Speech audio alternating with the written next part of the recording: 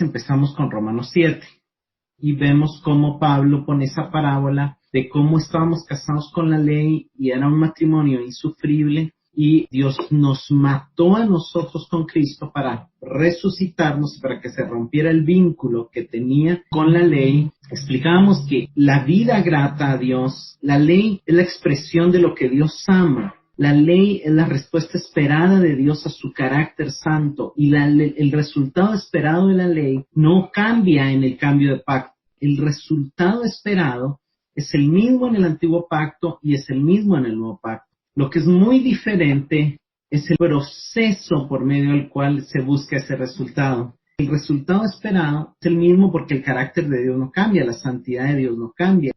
Pero el proceso al que Él nos lleva es algo muy diferente, porque la ley nos dice, tienes que hacer, tienes que ser, tienes que procurar ser lo que no eres. En cambio, el nuevo pacto nos dice, maté al viejo hombre, te resucité, te di una naturaleza nueva, esa nueva naturaleza ama la ley, lleva escrita la ley, sé lo que eres, vive como lo que eres. Entonces es un cambio radical. Pablo luego empieza a hablar de cómo la ley activa el pecado y cómo la ley también no solamente nos pide una respuesta ante Dios, sino también tiene cómo la ley, el sistema del mal y nuestra naturaleza pecaminosa la utiliza para activar el deseo, para activar una situación de que provoca en nosotros ese deseo insaciable. Entonces explicamos cómo Génesis 3 explica que cuando comieron del fruto el resultado fue que se abrieron los ojos. Y entonces Salomón nos dice que lo que pasó cuando se abrieron los ojos fue que se activó un deseo insaciable por cosas. Salomón dice, hay algo en nosotros que nuestros ojos no se sacian y nos llevan a buscar y a buscar y a buscar y a buscar. Y yo les digo algo, dice Salomón, les cuento que yo ya probé con todo y nada llena, nada llena. Ni los placeres, ni los vicios, ni el trabajo, ni las profesiones, ni la sabiduría, nada llena. Y entonces nos termina el libro de Eclesiastés aconsejándonos que no hay como temer a Jehová. Entonces hoy vamos a pasar al capítulo 7. Lo que vimos fue Romanos 7, 7 y 8 la semana pasada. Y hoy vamos a ver del 9 al 14. Leo rápidamente el 9 al 14. Dice, y yo sin la ley vivía en un tiempo, pero venido el mandamiento, el pecado revivió y yo morí. Y hallé que el mismo mandamiento que era para vida, a mí me resultó para muerte. Porque el pecado, tomando ocasión por el mandamiento, me engañó y por él me mató. De manera que la ley, a la verdad, es santa y el mandamiento santo, justo y bueno. Entonces, verso 13 dice, ¿quiere decir que lo que es bueno vino a ser muerte para mí? No, no estoy diciendo eso en ninguna manera, sino que el pecado, para mostrarse como pecado, produjo en mí la muerte por medio de lo que es bueno, a fin de que por el mandamiento el pecado llegase a ser en sobremanera pecaminoso. Porque sabemos que la ley es espiritual, mas yo soy carnal, vendido al pecado. En primer lugar, del 9 al 11, lo que Pablo está diciendo es que la ley revela la muerte. En un tiempo el hombre vivía sin la ley. Pero cuando vino el mandamiento sacó a luz el pecado, hizo que el pecado mostrara lo vivo que estaba, hizo que se manifestara la muerte. Es bien interesante porque el lenguaje que él usa puede confundir y son pasajes difíciles. De hecho, aún en el griego, estos pasajes son pasajes difíciles. Pero hay que entender en todo el contexto. En primer lugar, también Pablo no se puede contradecir, y en Efesios 2 él dice que estábamos muertos en nuestros delitos y pecados, y en Romanos 13 él ya nos dijo que todos estábamos condenados a muerte, todos estábamos en pecado. Entonces, de alguna manera aquí él está hablando de las experiencias que él tuvo. No está diciendo que la ley lo mató. Lo que está diciendo es que la ley le hizo darse cuenta que estaba condenado a muerte. Quiero aquí ir a la historia de Pablo cuando él la cuenta un poquito. Filipenses 3, del 5 al 6. Circuncidado al 8º día, del linaje de Israel, de la tribu de Benjamín, hebreo de hebreos, en cuanto a la ley, fariseo, en cuanto a celo, perseguidor de la iglesia, en cuanto a la justicia que es en la ley, irreprensible. Vemos cómo se describe Pablo aquí. pasaje en general él va a decir que esto él lo dejó como basura. Y él va a decir que ahora el único motivo de dignidad, de valor, de gloria, de identidad que él tiene es conocer a Cristo y que anhela crecer en ese conocimiento. Pero cuando nos está contando su currículum anterior, aquellas cosas de las que él se gloriaba en la carne, entonces él nos cuenta este gran currículum que él tenía como fariseo. Y entonces él dice, yo les cuento que yo tenía muchas cosas para sentirme orgulloso como judío.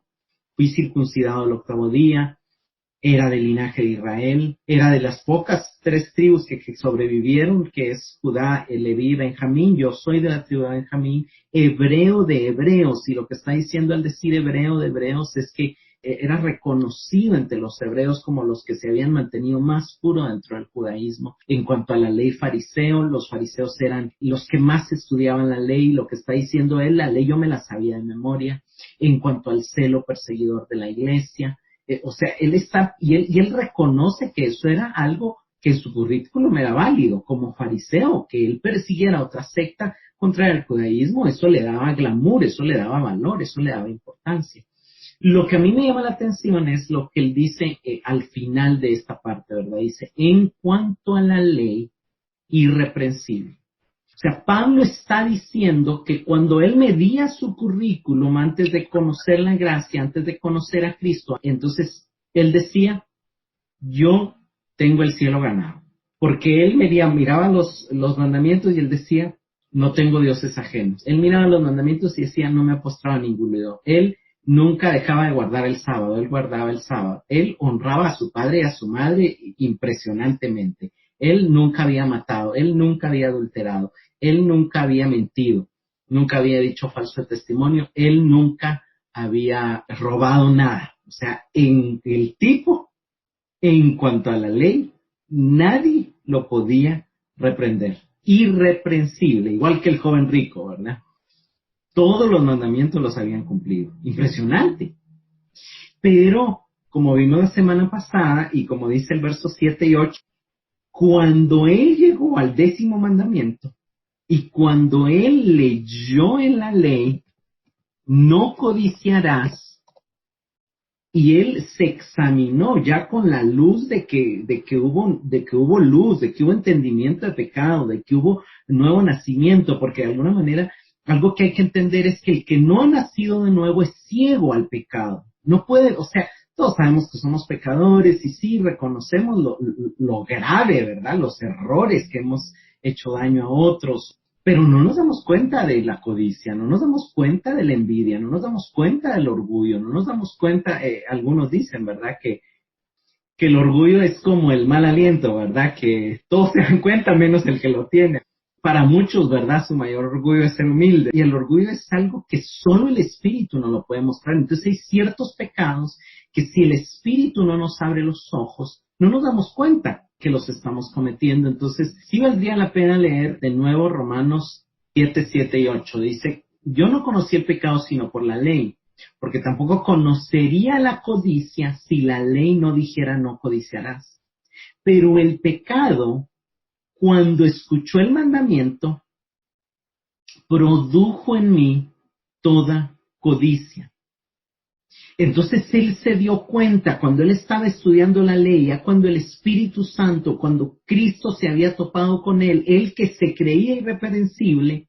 Es bien interesante la historia de Pablo, porque Pablo, cuando recibe a Cristo, se queda ciego por 3 días.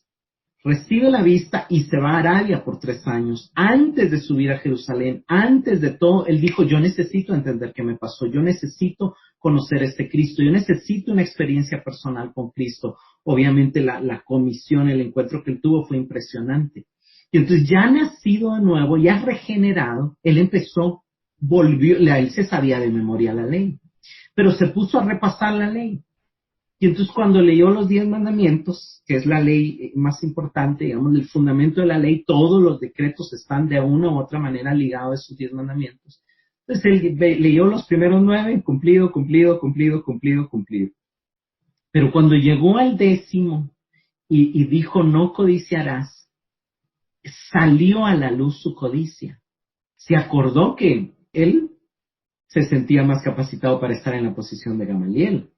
que él estaba mejor que el sumo sacerdote, que él era más digno que los otros cristianos antes que él. Entonces él se dio cuenta de que en realidad él toda la vida había pasado deseando lo que otros tenían. Él deseaba la posición de aquel, él deseaba el conocimiento de aquel, él deseaba la sabiduría del otro. Él vio cómo su corazón por todo el tiempo producía toda clase de codicia. Y entonces eso es lo que está explicando aquí en Romanos. Eso es lo que está explicando. Pablo está diciendo que él había vivido toda la ley, pero cuando llegó al 10º mandamiento, el Espíritu Santo le trajo entendimiento. Y entonces vino la convicción de pecado. Y entonces él dice, el pecado revivió, verso 9, y yo morí. Pero lo que está diciendo, digamos en el lenguaje, lo que está diciendo ahí es, me di cuenta que estaba muerto espiritualmente. El Espíritu trajo entendimiento a mí y me di cuenta que yo había estado muerto, que siempre había estado condenado, que yo creía que me merecía el cielo, que yo creía que tenía el cielo ganado, que yo creía que por matar a los cristianos estaba ganando más coronas en el cielo y más rangos en el cielo, y me di cuenta que estaba muerto.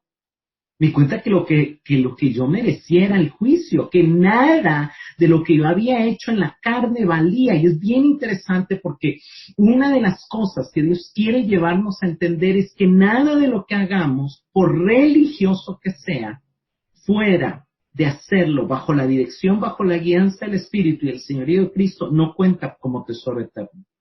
Hay muchas cosas que la gente hace como parte de su culto religioso. Todas las religiones. Y entonces creen que Dios tiene derechos. Ahí Pablo está recordemos que esto lo explicamos cuando hablamos de los peligros del adulterio espiritual. ¿Cómo una persona casada con la ley puede estar con Cristo? Cometería adulterio. Y eso es cuando estando con Cristo creemos que nuestro servicio a Dios, que nuestra adoración, que nuestro diezmo, entonces Dios nos debe algo. Porque estamos nosotros sirviéndole y le estamos dando algo. Eso es adulterio espiritual porque estamos pensando en ley cuando la salvación vino por gracia. Cuando nosotros queremos aplicar la ley a una salvación por gracia, cometemos adulterio espiritual. Cuando nosotros hacemos todas las cosas, el servicio religioso en base, estamos construyendo madera, heno, hojarasca que va a ser quemada por el fuego y que es como que yo hubiera trabajado en vano.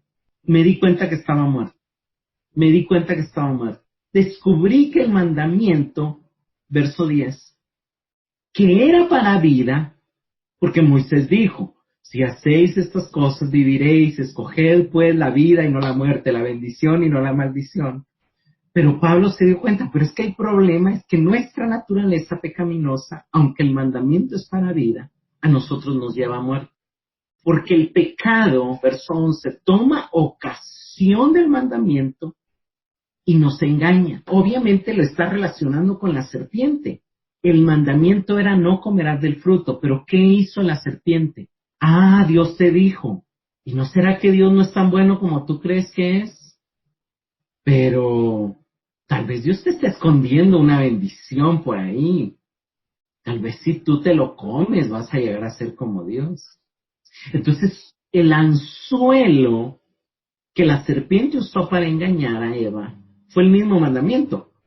No trajo otra cosa desde el mismo mandamiento. Ah, con que Dios te dijo. Ah, de verdad. Y eso fue lo que Dios te dijo. Y ese fue el mandamiento. Pero qué atractivo sería romperlo, ¿no crees? Y entonces eso es como funciona. Y la semana pasada estuvimos hablando mucho del deseo y realmente yo quiero dejar claro que el deseo es bueno, que el deseo es natural, que el deseo es vida, que el deseo nos da vida, digamos. Imagina que qué aburrido sería la vida si nunca tuviéramos que comer, ¿verdad? O sea, uno de los placeres de la vida es pues saciar esa hambre con comida sana, digamos. Y comer no es pecado, tener hambre no es pecado, desear no es pecado. El problema es que Dios nos ha dado todo en Cristo y todo en la vida para satisfacer de la manera correcta nuestros deseos con cosas no pecaminosas, pero la naturaleza pecaminosa insiste en que eso no es suficiente, insiste en que nos falta algo. Pablo está describiendo el corazón pecaminoso en el que se revela entre la conversión o antes de la conversión. Pablo lo que está diciendo en otras palabras es pensé que estaba haciendo espiritualmente las cosas bien, me sentía mejor que la mayoría, me sentía muy espiritual, pero luego, cuando Dios trajo convicción a mi vida, un sentimiento de fracaso y de condenación me abrumó. Me di cuenta que estaba muerto. Esto es lo que Pablo está diciendo en los versículos prácticamente del 9 al 11. Cómo Dios, a través del Espíritu, nos lleva a entender la gravedad del pecado, nos lleva a entender que estamos bajo la ira de Dios, nos lleva a matar nuestro ego, porque de una de las cosas que la religión construye, y ya hemos tocado el tema de la religión varias veces, principalmente cuando vimos Romanos 2, pero una de las cosas que la religión construye es el orgullo, una de las cosas que la religión construye es los méritos, el creer que merezco, el creer que Dios me debe. Y por eso la ley, pero lo que la ley quiere hacer es ayudarnos a reconocer nuestra incapacidad. ¿Por qué? Porque si algo nos separa de la gracia, si algo nos desconecta del verdadero evangelio, es creernos que podemos. Es que podemos vivir por nosotros mismos agradando a Dios, es creer que no necesitamos de Dios, es creer que tenemos la capacidad de vencer el pecado. Y realmente a veces necesitamos sufrir mucho, a veces necesitamos muchas cosas para llegar a entender que no tenemos la fuerza, que no tenemos la capacidad, que necesitamos de Dios, que tenemos cáncer, un cáncer que nos está matando. Y eso es lo que dice el verso 11, el pecado siempre nos engaña, siempre nos esconde algo, siempre nos oculta el resultado final y la ley nos sirve para recordarnos. Eso te lleva a la muerte, eso te trae destrucción, eso te trae condenación. Y obviamente aquí también lo conectamos con Romanos 6, porque Romanos 6 y la segunda parte del 7 nos va a hablar de esa lucha que seguimos teniendo como creyentes contra el pecado y cómo no debemos olvidar que el resultado del pecado es muerte, que el pecado es un buen jefe en el sentido de que siempre paga, pero su paga es muerte. Muerte de relaciones, muerte financiera, muerte de emociones, muerte de la salud y no muerte como destrucción, sino afectación. Toda emoción negativa no viene de Dios ni es la voluntad de Dios para tu vida. Toda división y toda contienda no viene de Dios ni es la voluntad de Dios para tu vida. O sea, todo lo que está queriendo oprimirte, destruirte, desanimarte, frustrarte, no viene de Dios. La acusación no viene de Dios. Y eso Pablo lo está, digamos, desarrollando en ese pensamiento que él quiere llevar. Romanos 7, del 12 al 14. Sin embargo, la ley en sí misma es santa y sus mandatos son santos, rectos y buenos. Puede ser, ¿acaso la ley que es buena provocó mi muerte? El pecado usó lo que era bueno a fin de lograr mi condena de muerte. Por eso podemos ver qué terrible es el pecado. Se vale de los buenos mandatos de Dios para lograr sus propios resultados. Por lo tanto, el problema no es con la ley, porque la ley es buena y espiritual. El problema está en mí, porque soy demasiado humano, un esclavo del pecado. Pablo, al decir de esta manera o de manera que de alguna manera él está empezando a concluir y entonces él está explicando. Déjenme dejar bien claro algo. La ley es santa, el mandamiento es justo y bueno. O sea, Pablo está reforzando lo bueno de la ley. O sea, Pablo no quiere que nos quedemos con un prejuicio contra el antiguo pacto, contra el antiguo testamento, contra los 10 mandamientos. No. Pablo dice, tengan cuidado, no vayan a pensar mal del antiguo pacto ni la ley. La ley es la voluntad de Dios. La ley muestra el carácter de Dios. La ley nos muestra lo que Dios ama. La ley nos muestra lo que le agrada a Dios. La ley muestra cuánto Dios ama la justicia, la igualdad, el amor al prójimo, el amor a Dios, porque la ley se trata de amor a Dios y de amor al prójimo. ¿Y cómo se demuestra ese amor? No robando, sino dando, no adulterando, sino siendo fiel, no matando, sino perdonando, no codiciando, sino alegrándonos con cuando alguien está mejor y es más bendecido que nosotros y doliéndonos cuando alguien está pasando dolor. La ley se trata de amor. La ley es buena. El problema no es la ley. El problema no es la ley. La ley nos ayuda, de hecho, a poner la meta. Cristo cumplió la ley. Cristo vivió la ley. La ley era necesaria. La salvación no se hubiera podido dar sin la ley.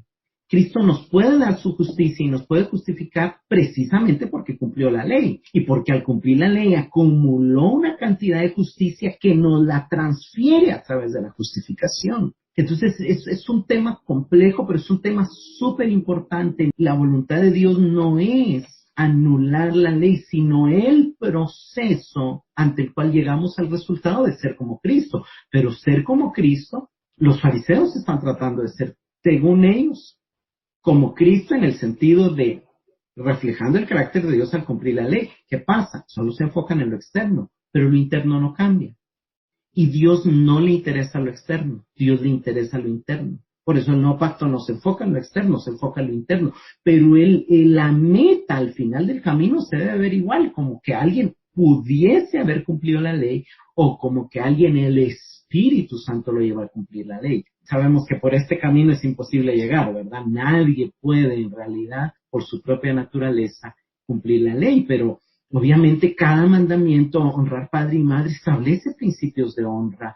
No decir falso testimonio muestra cuán importante para Dios es la verdad y cuán importante para Dios es ser testigos de Cristo. El no adulterarás nos muestra cuánto Dios valora, ama la fidelidad. Nos habla del amor, nos habla de las buenas motivaciones. Sin embargo, es bien interesante porque lo que necesitamos es conocer la ley, ¿verdad? Y hay mucho que se ha dicho de manera negativa en esto, y aquí quiero que Romanos 13, 7 y 8, bueno, del 7 al 10. Paguen sus deudas si deben impuestos. Páguenlos, respeten al que tenga que respetar y denle honor al que tengan que dar honor. 8. No tengan deudas con nadie, excepto la deuda de amarse unos a otros, porque Él ama a los que demás cumplen con toda la ley.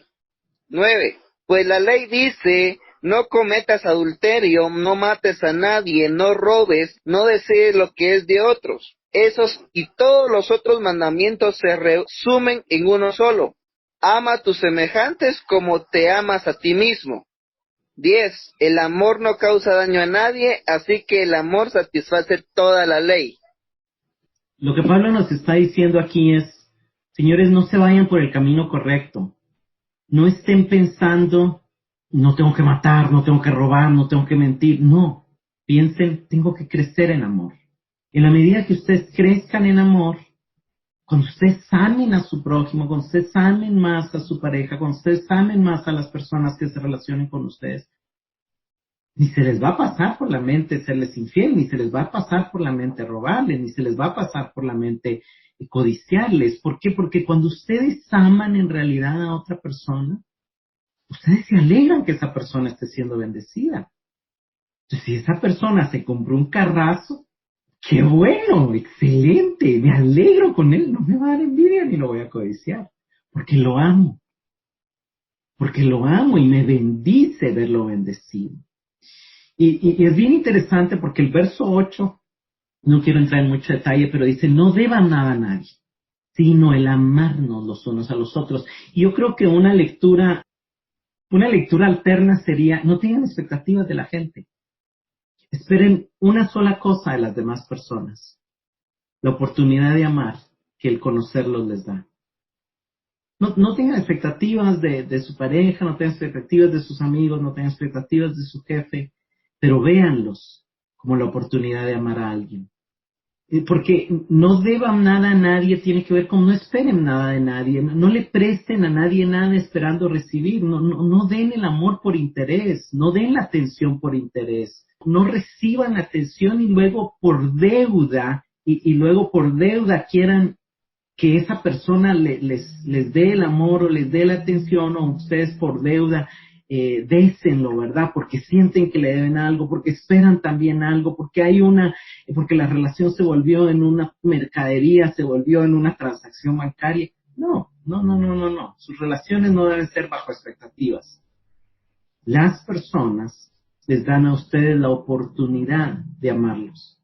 Entonces, no debáis a nadie nada, excepto el amarlos los unos a los otros. ¿Por qué? Porque el que ama al prójimo ha cumplido la ley. De paso, entre paréntesis, este texto nos prohíbe meternos en deudas. No es bíblico estar prestando. Prestar dinero es falta de fe. Prestar dinero es no creer que nuestro Padre es nuestro proveedor y Él nos puede dar. Esa parte es una inversión.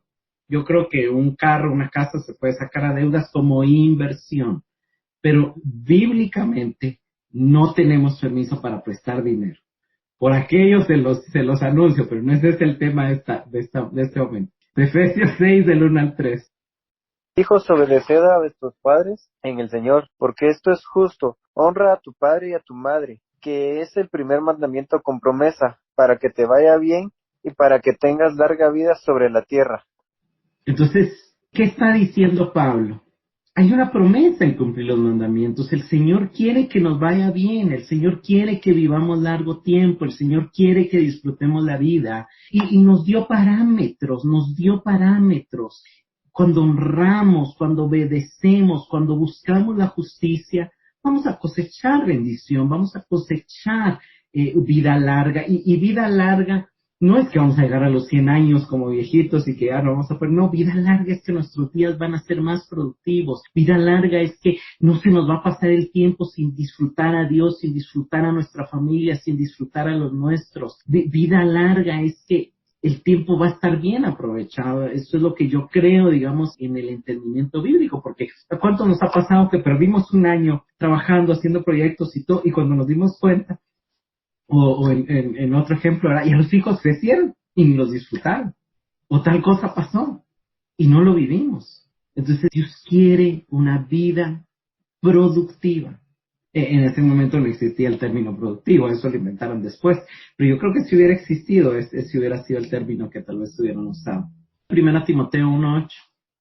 Pero nosotros sabemos que la ley es buena y uno la usa legítimamente. Entonces vuelve a decir Pablo, la ley es buena, pero hay un peligro de usarla ilegítimamente. Hay un peligro de adulterar queriendo usar la ley para creer que Dios me debe algo. Hay un peligro de usarla mal, que es querer apoyarme en ella para creerme más espiritual, para ponerme un título de profeta, pastor, y para que la gente me siga, y para que la gente sean mis feligreses, sean mis discípulos. No, o para decir que como yo sé más, que como yo tengo, entonces yo tengo autoridad. No, eso es usarla legítimamente. Hay que recordar que esta carta es una carta usada para escrita a un pastor, escrita a un ministro, y le está diciendo, tú como ministro, Timoteo, cuídate de no usar la ley legítimamente. Tú conoces más las escrituras que tus ovejas y que la gente que tú diriges, pero no uses la ley para creer que tú tienes autoridad sobre ellos. La autoridad la tiene la palabra, la autoridad no la tengo yo como ministro. Cuando yo expongo la palabra, el mensaje en sí mismo lleva una autoridad, porque estoy siendo un heraldo que está leyendo el edicto del rey. Pero cuando yo dejo de hablar de la Biblia y empiezo a exponer mis ideas, esas no tienen ninguna autoridad. Y ustedes no tienen por qué hacerle caso a ninguna de mis ideas personales. La autoridad la tiene la palabra de Dios. Yo no puedo usar mi conocimiento de la Biblia ilegítimamente para manipular a la gente, para sacarle plata a la gente, para hacer que la gente me obedezca a mí, para hacerle creer a la gente que necesitan de mí para entender la Biblia, porque los que no tienen la capacidad de entender la Biblia, que algunos pastores es la manera en que lo predican, y no, yo tengo que decirle a la gente, yo les ayudo a entender un poco mejor, pero ustedes tienen el Espíritu Santo y ustedes también pueden entender. Entonces, lo que está diciendo Pablo es que de la manera en que profundizas en el Señor, de la manera en que estás más cerca de Él, de la manera en que tienes más luz, la luz muestra más tus imperfecciones. La ley te ayuda a verte más que te falta para parecerte a Cristo. Lo que Pablo nos está diciendo es que a la medida que como que crecemos como cristianos, la ley nos empieza a ayudar más, a ser más conscientes de los problemas en nuestra vida que antes no nos habíamos dado cuenta, a ser más conscientes de esas áreas donde todavía no nos parecemos a Cristo, donde todavía no reflejamos el carácter de Dios. Entonces, la luz de la búsqueda de las Escrituras nos empieza a revelar nuestra naturaleza.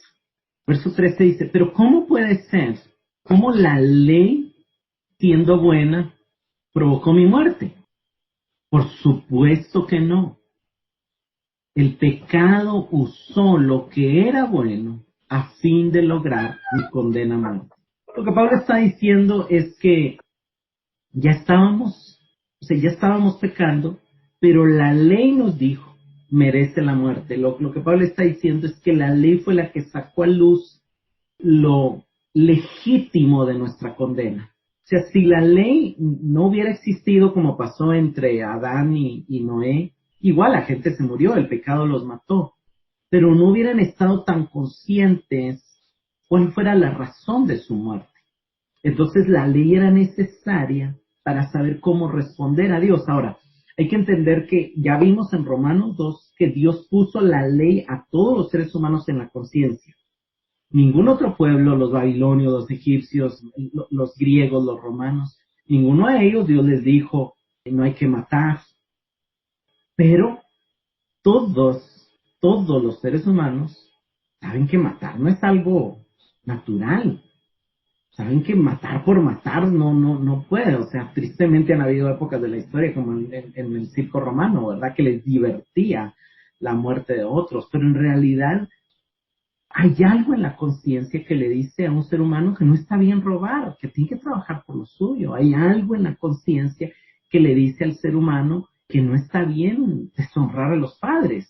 Sin embargo, hay algo en la naturaleza pecaminosa que quiere desobedecer, que le parece atractivo desobedecer, que le parece atractivo robar, que le parece atractivo todos los demás pecados, ¿verdad? Entonces, Pablo dice aquí, esto nos hace ver lo terrible que es el pecado, porque se vale de los mandamientos de Dios, de los buenos mandamientos de Dios, para lograr sus fines malvados. O sea, Pablo nos está diciendo que ocurrió así, o sea, Dios dio la ley de esa manera, para que el pecado se manifestara claramente, para que mediante el mandamiento se manifestara lo extremadamente malos que somos, lo extremadamente pecadores que somos, lo extremadamente malo que es el pecado que nos habita. Y lo que nos hace ver esto es que a veces no nos damos cuenta hasta que lo comparamos. Por ejemplo, ¿verdad? Una camisa percudida, usted puede decir, está blanca, pero si la compara con el blanco puro, se da cuenta que no está nada blanca. Un anillo de oro se aprecia mejor bajo una tela, sobre una tela de terciopelo negro. ¿Por qué? Porque lo negro hace brillar más el oro. Entonces, la ley no nos puede salvar, y ese nunca fue el propósito de la ley. Dios nunca salvó a nadie por la ley. Abraham se salvó por la fe, los héroes de la vez se salvaron por la fe, David se salvó por la fe, Moisés se salvó por la fe.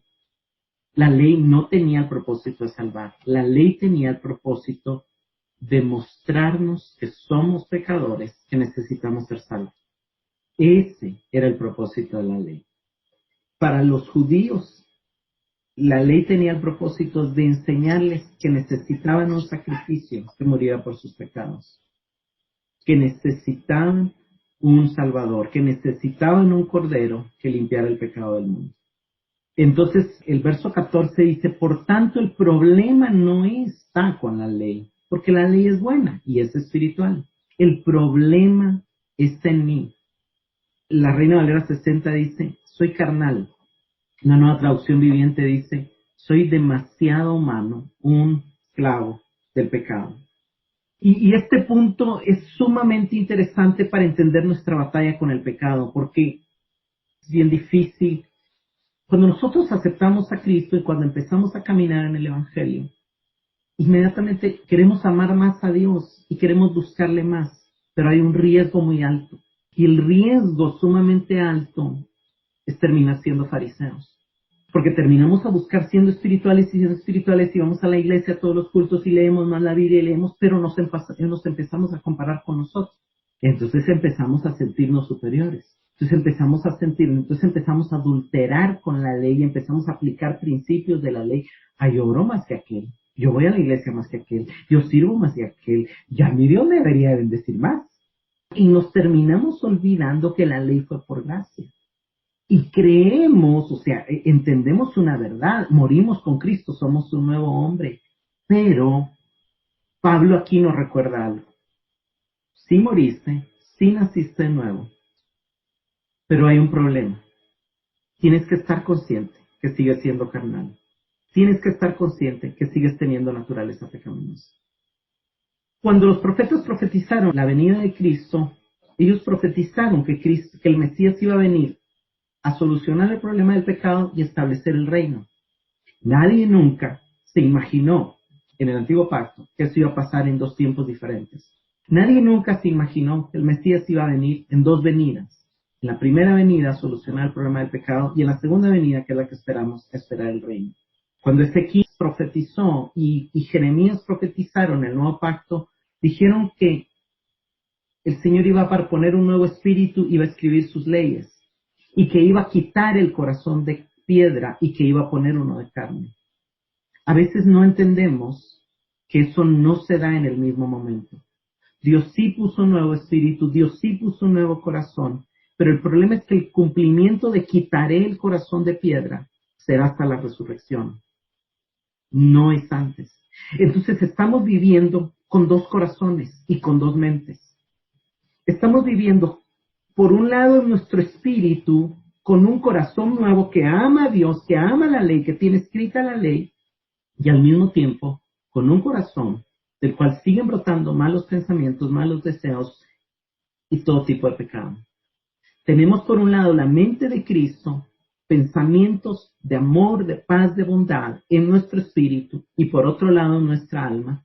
Seguimos teniendo pensamientos pecaminosos, seguimos teniendo pensamientos de envidia, seguimos teniendo pensamientos de codicia, seguimos teniendo pensamientos de egoísmo, seguimos teniendo pensamientos de insatisfacción, de depresión, de maldad. Entonces, Pablo dice, quiero dejar algo bien claro. Sí morimos, sí nacimos de nuevo, sí, pero nuestra naturaleza pecaminosa persiste en nosotros y no se va a ir hasta la resurrección. Esto lo va a explicar en Romanos 8. Entonces aquí viene Pablo a sacar a luz. No nos olvidemos que seguimos teniendo carne, que seguimos teniendo naturaleza pecaminosa. Pablo aquí nos está recordando la diferencia entre las dos naturalezas. La ley sirve cuando se usa desde la naturaleza espiritual. La ley es útil cuando la agarra el Espíritu, cuando la agarra Cristo en nosotros. Pero cuando el alma carnal se aferra a la ley, la quiere usar mal. La quiere usar para ser fariseo, la quiere usar para creer que tiene derecho a algo, la quiere usar para demostrarle a Dios que es bueno. La quiere usar para construir su propio castillo de madera, heno y hojarasca, para luego decir, esta es la gran Babilonia que yo he construido. Esta es la gran misión que yo construí, este es el gran coro que yo compuse, este es el gran discipulado que yo formé, póngale usted cualquier cosa que usted haga, estas son todas las personas que yo ayudé, estas son todas las personas que evangelicé. Ley usada ilegítimamente. Entonces, Pablo nos recuerda que fuimos liberados de la ley, que morimos a ella, que ya no podemos estar presos, pero eso fue en el Espíritu. Eso fue en la nueva naturaleza. Esa fue en la nueva vida. Pero en el nuevo pacto, en la nueva naturaleza, en esta temporada, entonces lo que está pasando, eso vamos a ver la siguiente semana, esa ambivalencia que hay y cómo de alguna manera el desafío de la vida cristiana es cada vez estar más consciente de esas dos naturalezas e irse desconectando de la naturaleza carnal y conectando a la naturaleza espiritual. Quiero terminar retomando el tema del deseo. Eclesiastés, el libro que leímos la semana pasada, 2, 24 y 25. El deseo es bueno, el deseo es natural, el deseo es parte de la vida, el deseo es parte de disfrutar nuestra vida. Dios nos creó con un diseño. Eclesiastés nos está diciendo que no hay nada mejor para el hombre que comer y beber, o sea, y gozar del fruto de su trabajo. Y el gozar del fruto de su trabajo obviamente incluye viajes, incluye paseos, incluye diversión, incluye entretenimiento. O sea, es bueno satisfacer los deseos que tenemos. El problema es cuando eso se convierte en un Dios.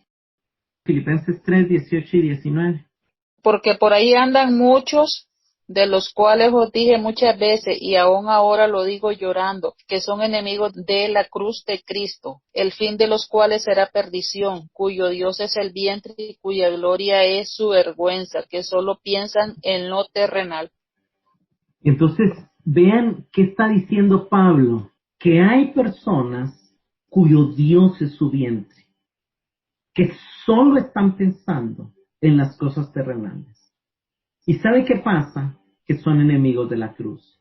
Entonces, la palabra de Dios, el Espíritu Santo, a través de Eclesiastés nos dice, a través de Salomón en Eclesiastés nos dice, disfrutar es bueno, disfrutar viene de la mano de Dios, comer viene de la mano de Dios, viajar viene de la mano de Dios, gozar del fruto del trabajo viene de la mano de Dios. Pero cuando el deseo se convierte en tu Dios, cuando todo lo que quieres es lo terrenal, cuando eso se convierte en glotonería, cuando eso se convierte en gula, cuando eso se convierte en placeres, cuando todo tiene que ser viajar, cuando todo tiene que ser disfrutar, cuando todo tiene que hacer muchas otras cosas, entonces ahí el deseo está siendo pecaminoso, ahí el deseo está siendo el resultado de la caída. Y en todas las áreas de la vida, nuestro corazón desea relaciones. Y Dios nos dio la iglesia para llenar ese vacío. Dios hizo el matrimonio para llenar el deseo que Él puso en el corazón de placer sexual y de reproducción. Y estableció los límites. Fuera de eso es pecado. Pero dentro de eso es honroso.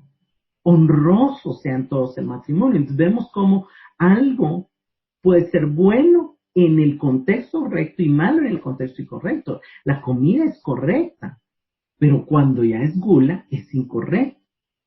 Y eso es bien interesante, ¿verdad? Porque, y aquí quiero, Proverbios 5, del 3 al 5.